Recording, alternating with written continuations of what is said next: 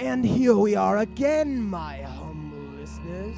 Another frightening tale awaits to be told, but this time may I introduce Salem as your twisted narrator.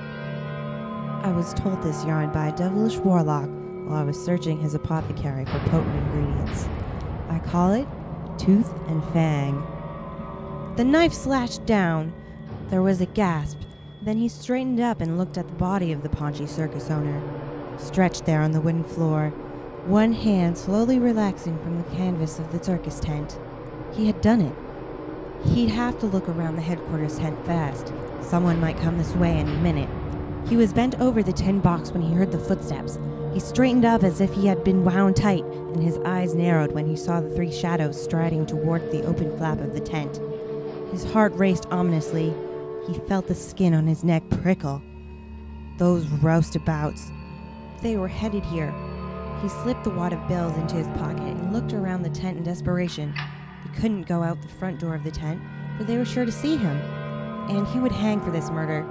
There had to be another way out. There must be another escape. And then his eyes noted the barred door at the opposite end of the tent, as if a cage had been backed up against the far end of the tent. That was how he would escape, through that barred door. His hands fastened around the handles near the floor, and he gave a sturdy yank. The door lifted up under his weight. It was a matter of seconds before he stepped beyond the door, released it, and heard it slam shut behind him. Then he whirled and peered between the bars, saw the three roustabouts pausing at the entrance to the tent. If he could remain here until they went away, if he could remain hidden here behind the door, it would give him a little more time to think of how he was going to escape. There was a low snarl behind him, and he whirled, his eyes squinting into the darkness that surrounded him. His heart lurched inside him. Not more than 10 feet from him, he saw those fiery eyes boring straight into his own. Cat's eyes, he realized with a shudder. His own eyes had become accustomed to the light enough for him to know what it was that faced him. A snarling panther. The fur at the back of its neck was rising stiff and straight. It was getting ready to spring at him.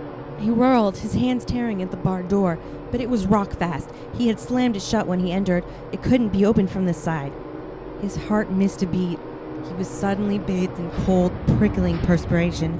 He opened his mouth and screamed at the men who were now moving away from the front of the tent. He must attract their attention before it was too late. Before...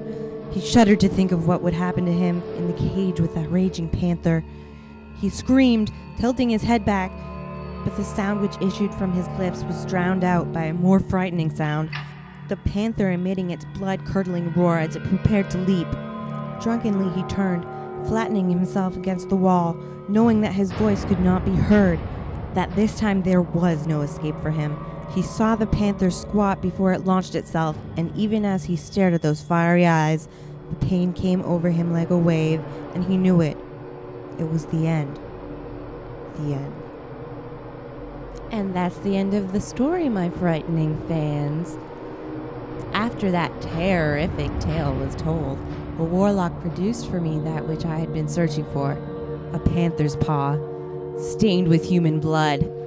Yes, sometimes it's better to let others do your dirty work. For now, it's good night and good fright.